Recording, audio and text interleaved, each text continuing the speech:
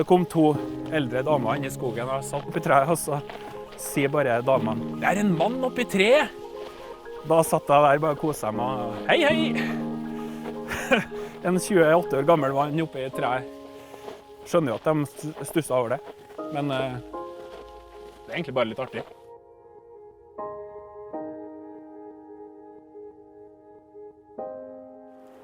Det er en spesiell dag. Nå skal jeg gjøre noe jeg aldri har gjort før. Jeg skal gjøre et forsøk på å bytte om til dress oppi et tre. Det er jeg ikke så sikker på om noen har gjort før, egentlig. Så håper jeg bare ikke samboeren min dreper meg fordi jeg ser at jeg bruker dressen oppi et tre. Det kan bli dårlig stemning, men jeg tar sjansen.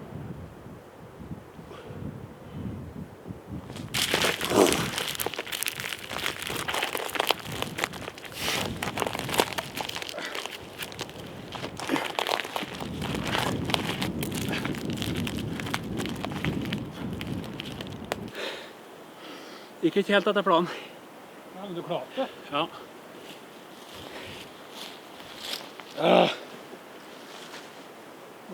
Hva vil du ha først? Buksa, kanskje?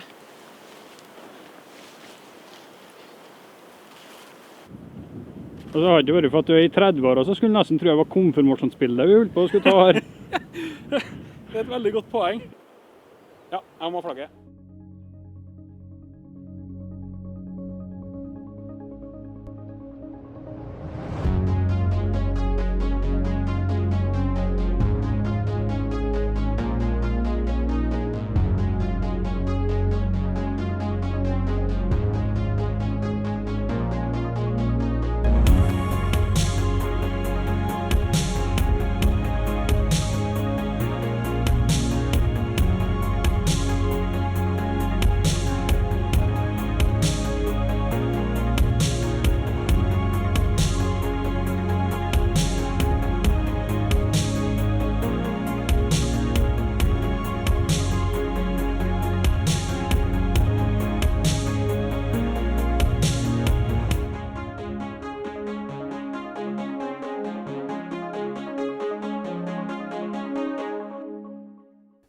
Altså det som fikk meg til å begynne med treklatring er egentlig en ganske lang historie, men helt siden jeg var liten så har jeg på en måte følt meg litt sånn disponert for å ha litt angst, altså bekymringer for livet generelt.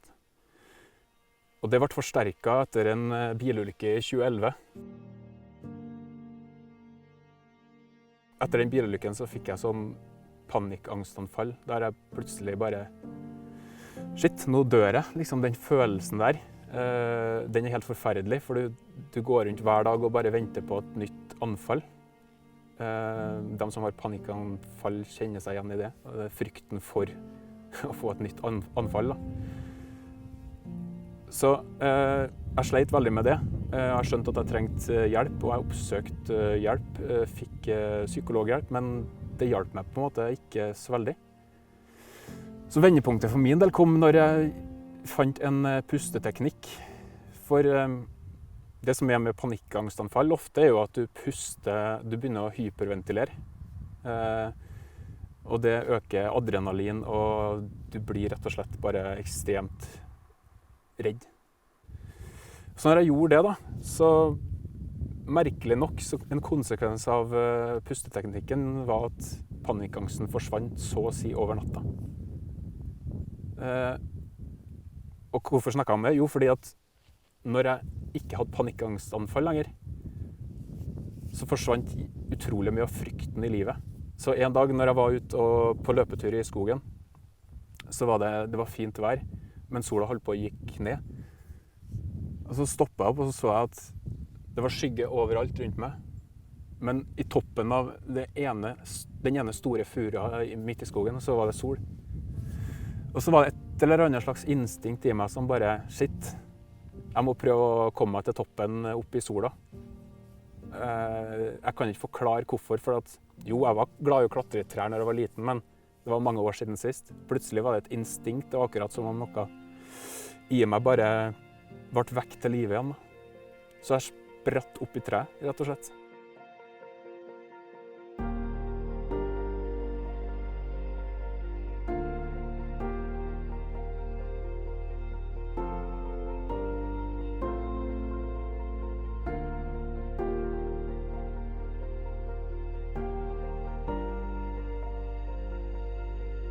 Og så ble jeg frelst.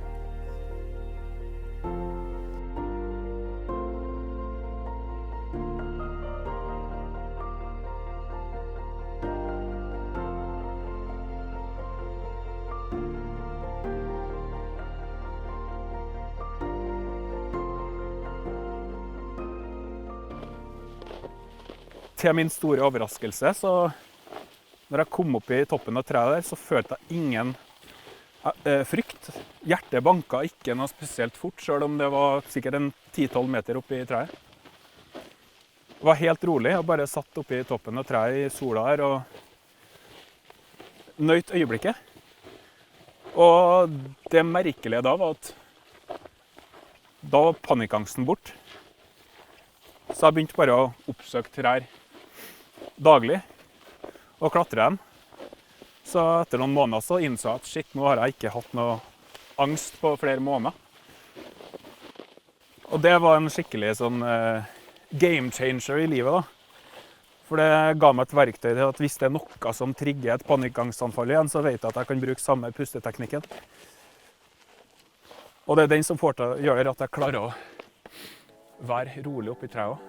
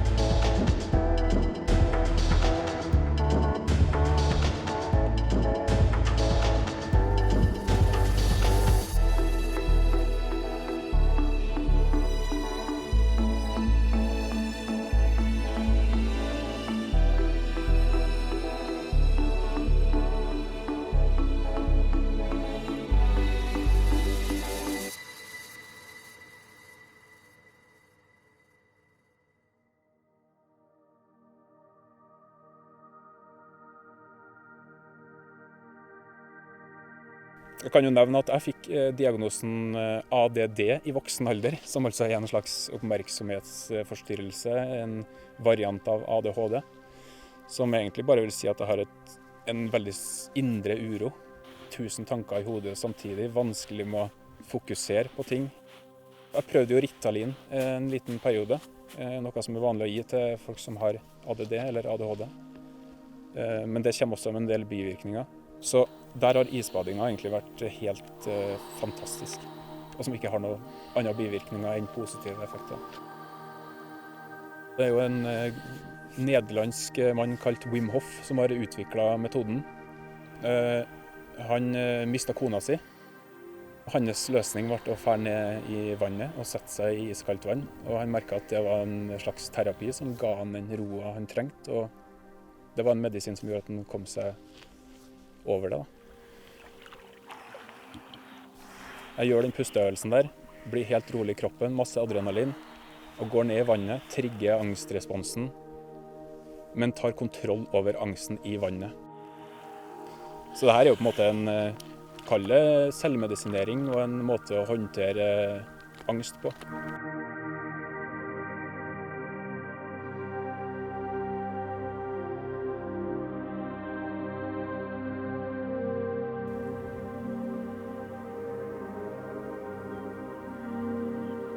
Isbadinga og treklatringa fungerer egentlig som hånd i hanske for meg. Det blir en slags totalpakke som for min syke i hvert fall er den beste medisinen.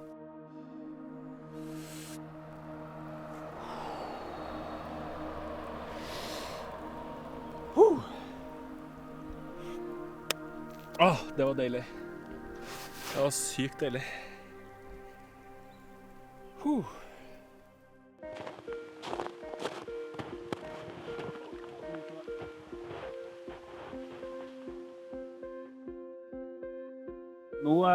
Nå skal vi kjøre på med et aldri så lite markedsføringsstunt for avisa jeg jobber i, Selbyggen.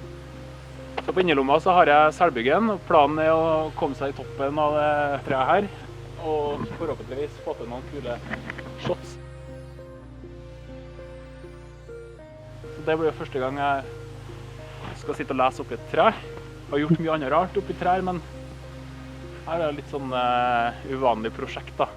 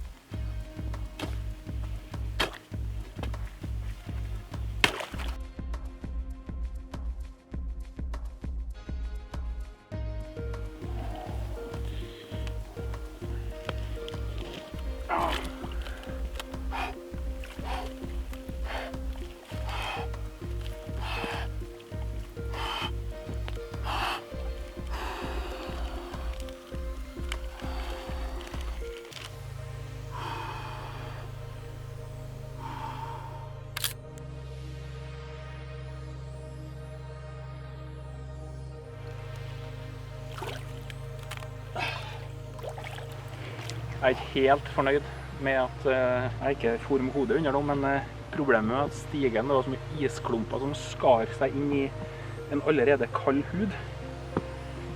Så da er det ikke noe vits å pushe noe mer. Jeg har tenkt mye på om det er en flukt å drive og klatre opp i trær, fordi at liksom, det er jo kall det en ekstremsport. Ofte så kan man bli beskyldt for å flykte inn i det, men for min del så er jeg overbevist om at det er det helt motsatte.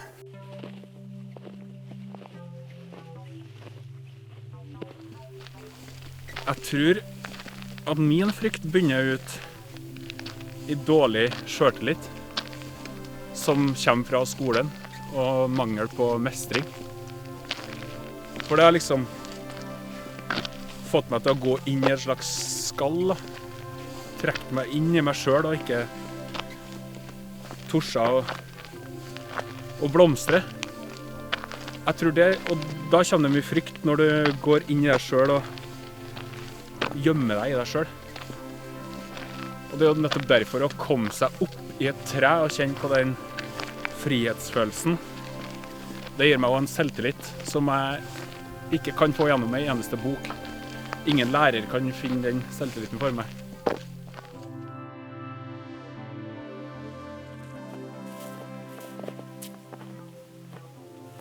Mora mi er nok ikke spesielt glad for at jeg klatrer i trær, og hun har ikke sett noe spesielt mange av de klatrevideoene mine. Og det kan jeg jo forstå. Jeg har akkurat fått en datter selv. Hadde datteren min skulle ha vært 20 meter opp i et tre, så hadde jeg nok sittet med hjertet i halsen. Men det jeg har tenkt mye på, da skal jeg liksom slutte å klatre fordi at mora mi og familien min bekymrer seg. Og svaret har jo vært at nei, det kan ikke jeg, fordi det her er så viktig for min egen mentale helse.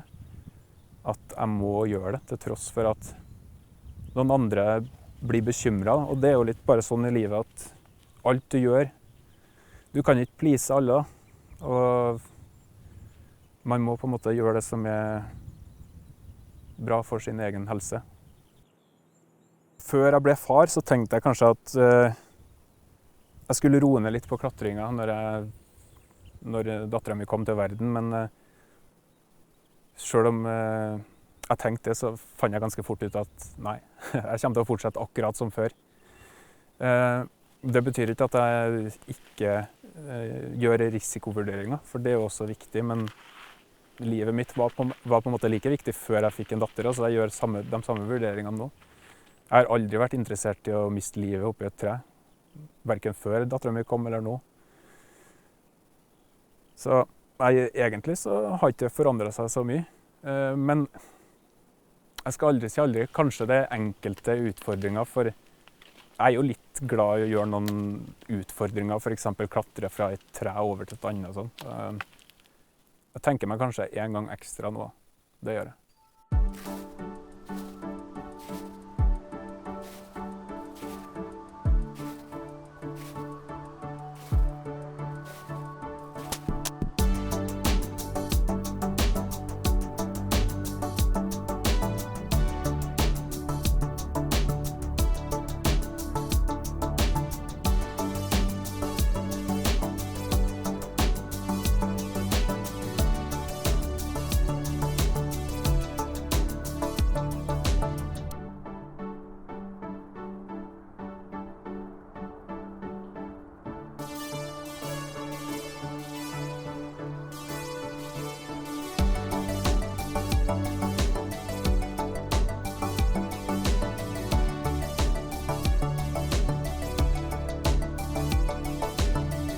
Nøkkelen til å føle lykke i hverdagen, det tror jeg er å gjøre ting som gjorde deg glad når du var liten. Ofte så er ikke svaret så langt unna da. For meg så var det å fære og herje og springe og hoppe i naturen og klatre i trær. 20 år etter så er det akkurat det samme.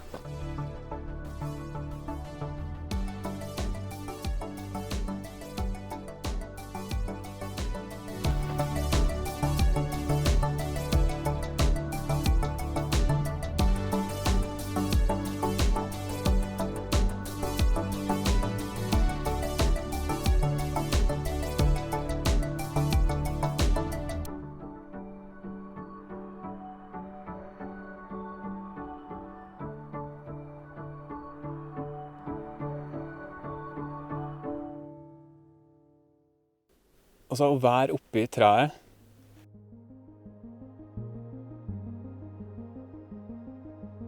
det gir meg en indre ro. Frihet.